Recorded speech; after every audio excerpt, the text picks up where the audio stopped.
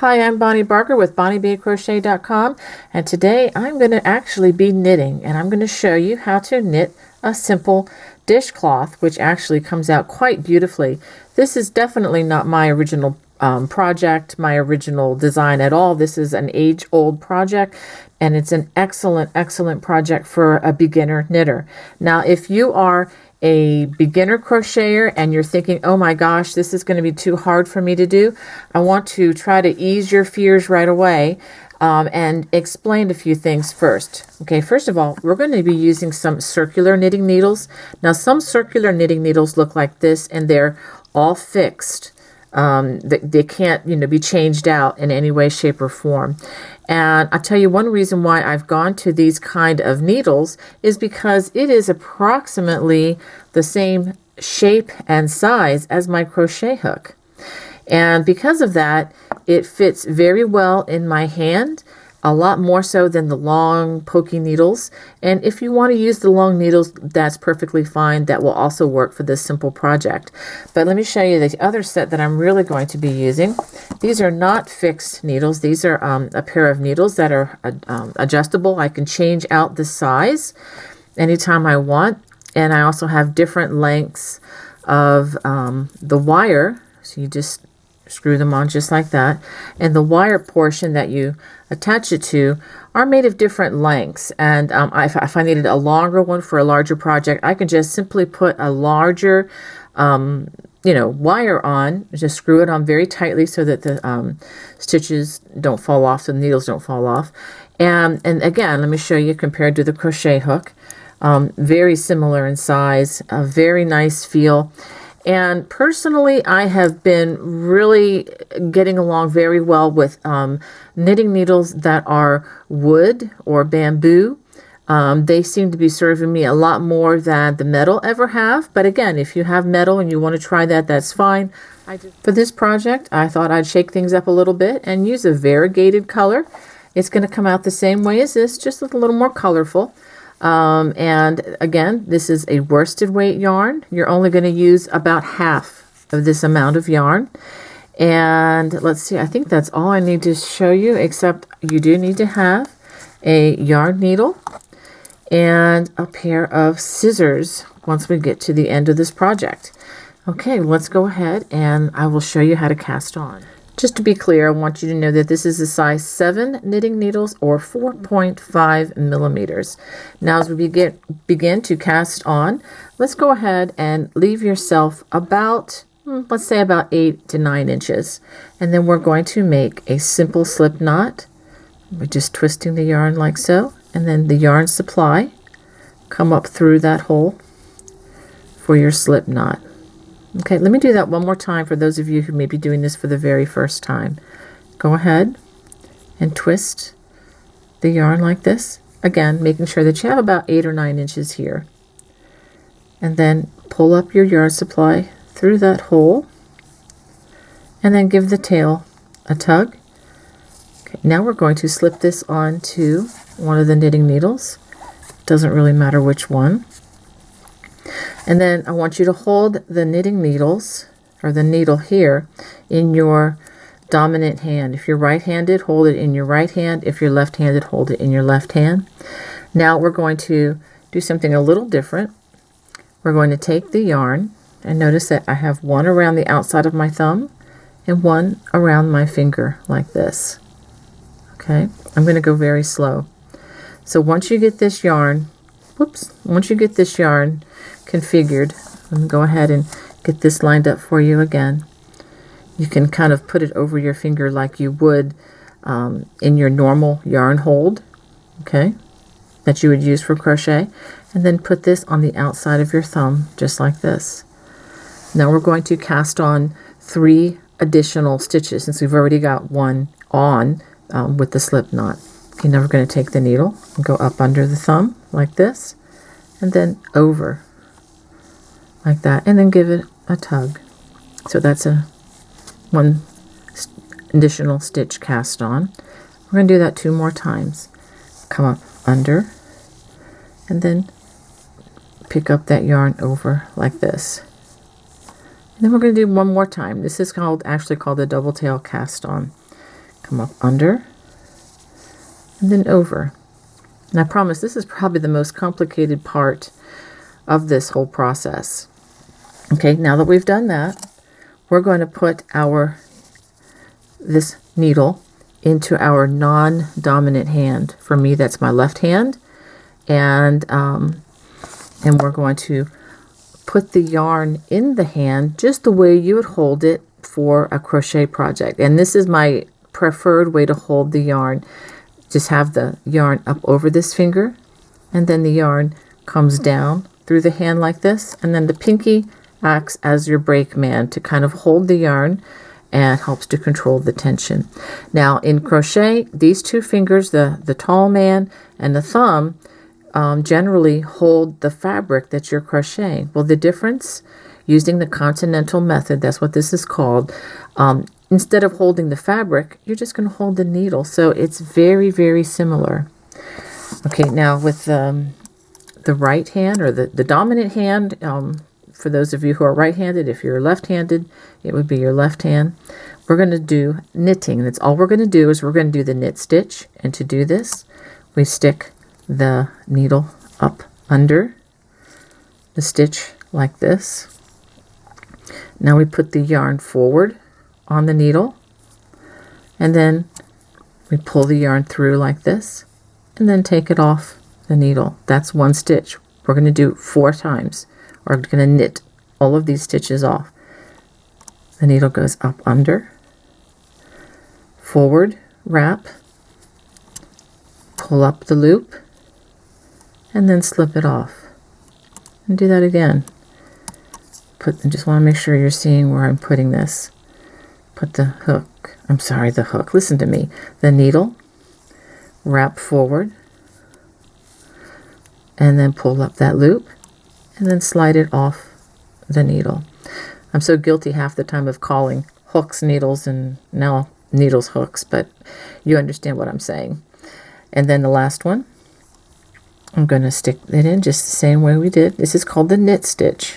Stick it in there, wrap it forward, pull up a loop, and then pull it off. So we've knit 1 row. That's the first row, is to knit 4. And now the next row, we're going to do the same thing. So to start this pattern, the first 2 rows are you simply knit 4 stitches. So I'll go ahead and do the next row with you. Okay, we're going to stick the needle, I'm about to say hook again, needle in there, wrap it forward, pull up a loop, and slide it off. Put your needle in there, wrap it forward, pull up a loop, and slide it off.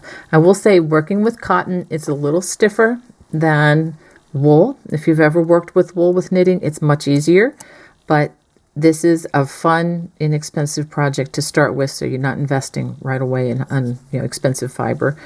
Wrap it forward, pull up the loop, slide it off, needle in, wrap it, pull up a loop, and slide it off. So we've done 2 rows now of the knit stitch. Actually, this whole thing is going to be is generally referred to as stockinette, which means you knit each row. After completing those 2 rows of just 4 knit stitches across, we're ready to begin the rows that have the increases in them, and you're not going to believe how easy it is to increase. First, we're going to do 2 knit stitches. Again, the same thing we've been doing. Stick the needle right back here, wrap forward, pull up a loop, and slide off the hook. Stick the needle in, wrap forward, pull up a loop, and now we've got 2 knit stitches. At the beginning of each row, you're going to knit 2, and then you're going to do an increase. And this is how you do an increase. You take your yarn and just simply wrap it over the right hook, and that is it. Now we're going to go and do 2 more knit stitches. Stick it in, wrap forward, pull up a loop, and slide off. Stick it in, wrap forward, pull up a loop, take it off. So now, after the 3rd row, you should have 5 loops. 1, 2, and that simple wrap we did, which is an increase. So that's 1, 2, 3, 4, 5 stitches. So now, each row, you're going to increase by 1 stitch. And this is how this project gets knitted on the diagonal. So remember what I said before? Knit 2, 1. Now I'm doing this really slowly, but sometimes I have to go really slowly because sometimes this cotton will split on me, and you know, I just have to be real careful. So I've knit 2, and that's where we increase. We wrap this forward.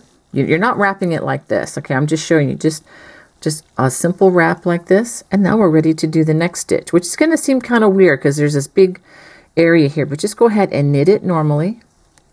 Wrap forward, pull up a loop, and that's where that extra little space or holiness is going to be on the edge of our project. And then we just knit the rest all the way across.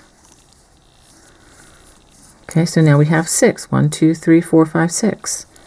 And we're just going to keep doing this. I promise you I'm not going to do every single row because that would be a great video to cure insomnia, I think.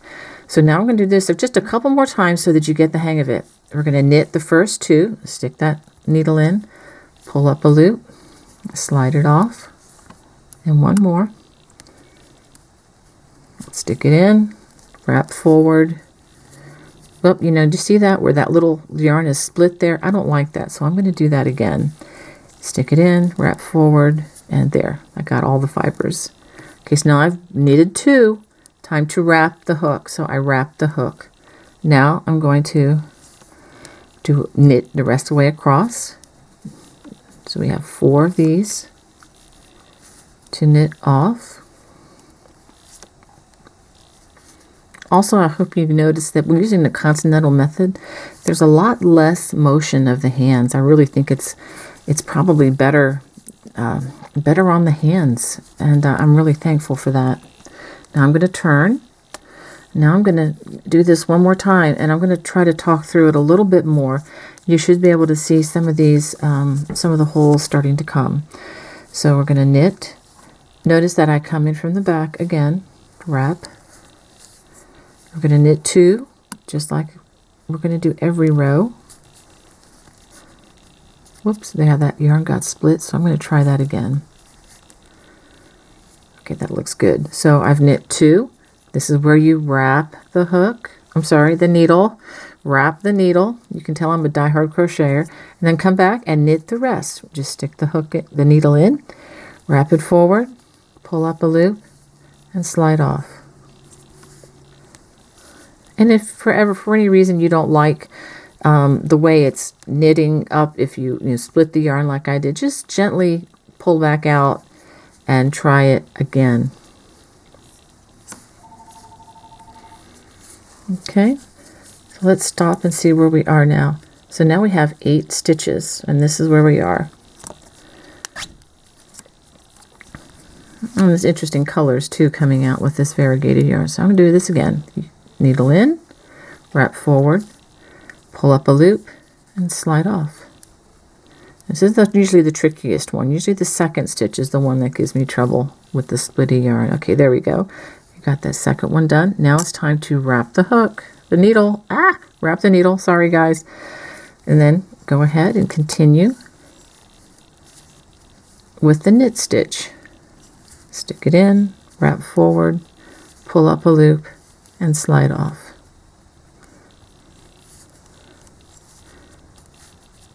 I do have a tendency to go too fast with my crochet hook, but I don't think anyone's going to accuse me of going too fast. I hope not with my knitting, because I'm definitely not as fast of a knitter as I am a crocheter. Okay, and then you got that last stitch. And so that's what we have so far. So I'm going to continue to do this until keep doing this, just increasing after, 2 stitches. Do they increase with the wrap, and then knit all the way across until you have a total of 47 loops on your needle. And then we're going to do something to make the shape go back down again. But that's pretty much what you need to do. So go now. I have 20 loops on my needle. I wanted to show you how this is turning out, and that one stitch when it's added and it feels a little loose when you knit it, you can see that it's creating this nice little hole effect along the edge. So it's really, you're making the edging and the body of the dishcloth as you go, which is really kind of cool. It looks, I hope you can agree with me, it looks a lot more complicated than it really is. Like a lot of these knit and crochet projects are. They oftentimes look so difficult, but when you demystify it by taking it one stitch at a time, it's really not that bad. Now, if you're using these needles like I am, I want you to be really careful of something. Sometimes these can actually come undone and you don't know it, and then before long it comes disconnected. Just make sure every few rows that you just make sure that you're still connected. Okay, do that with both of them. Just make sure that you're connected. I don't usually have trouble with this, but just wanted to give you that extra tidbit. One other tidbit I wanted to give you before I send you off to work this until you have 47 loops is always make sure you keep the yarn behind the needles. So as you go across, I'll do this one more with you. Keep the yarn behind you. Later on in other future projects, I will show you how to purl, and when you do that, you actually bring the yarn in front. But right now, we're just keeping that yarn back behind our needles the entire time. Okay, so I just added that stitch, and then I'm just going to knit all the way across. So go ahead, and I hope you enjoy this project. Go ahead and do this until you have 47 loops on your knitting needle, and then I will show you how to decrease and continue the project along its way. Okay, now I have 47 loops on my needles, and this is what you should have, something that looks like this. Okay, now we're ready to begin our decrease rows, and we're going to work these until we have only 4 stitches or 4 loops left. Let me go ahead and show you how to do that. Okay. What we're going to do is we are going to knit 1 stitch off.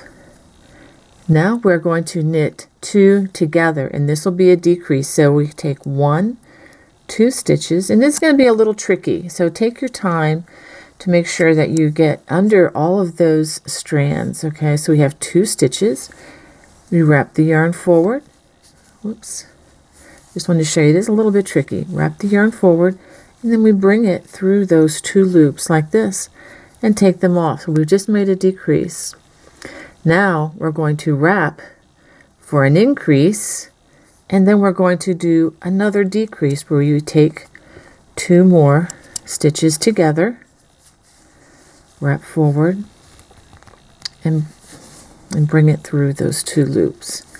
Okay, this is a little tricky with the cotton, but that's pretty much what we're going to do at the beginning of each row, and then we're going to just knit the rest of these off.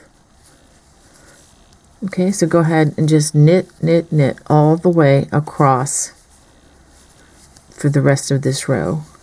Now I'm going to do the next row, which is the same as the row that I just worked. This is the decrease row.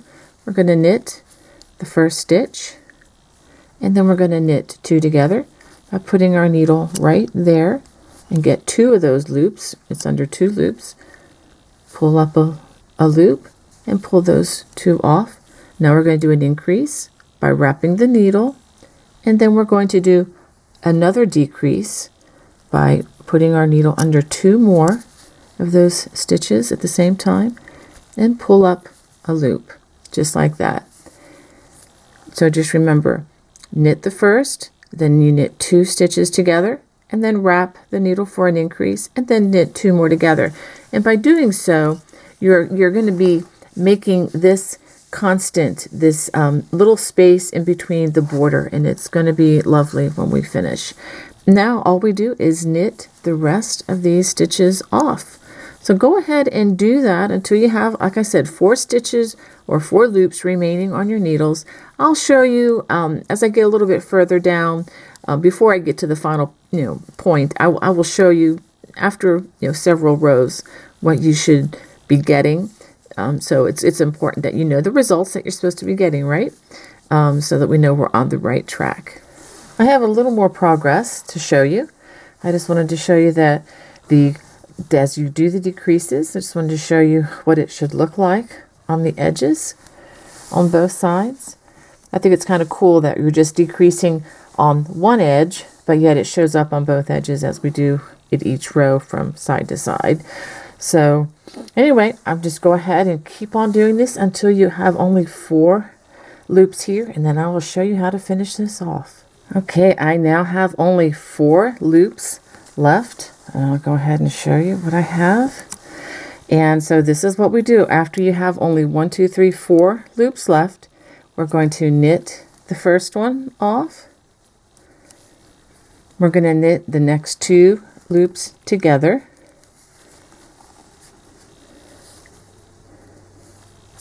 And then knit the last one. Okay, so now we have 3 loops. And go ahead and turn. And so now we knit 1. And then knit the last 2 together.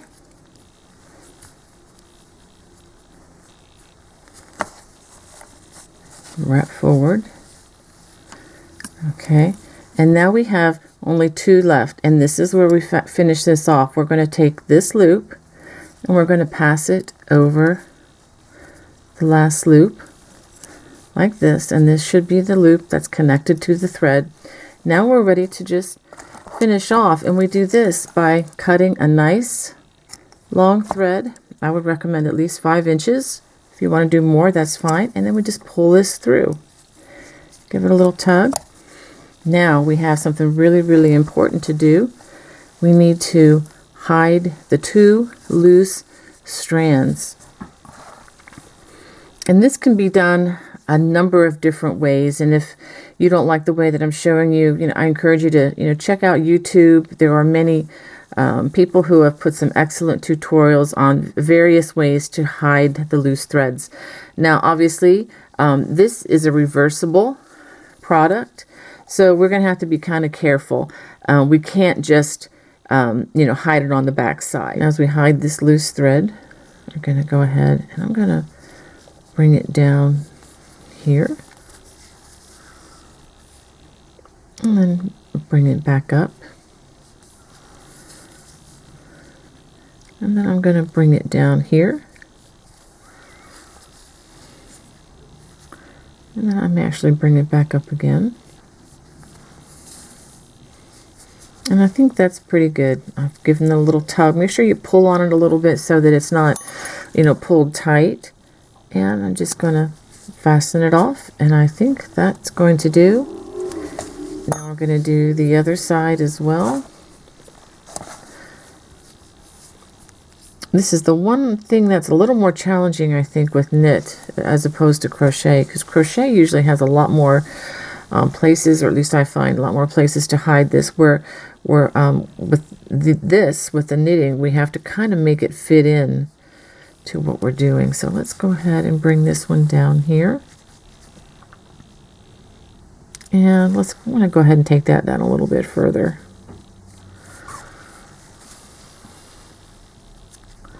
And then I'm going to bring it back up. And then I'm actually going to bring it down again. And I'm pretty happy with that, so it's not going to pull out. So let's go ahead and give it a trim. Okay. And we are done with our knitted dishcloth. I hope you enjoyed this project. If you did, hit that little bell for me. That would be really great. And also, if you haven't subscribed yet, please hit that subscribe button so you don't miss any of the new projects that I have coming your way. I primarily do crochet projects, but I am going to be doing very easy beginning knit projects because I'm just really enjoying this craft as well. So anyway, God bless you all. Bye-bye.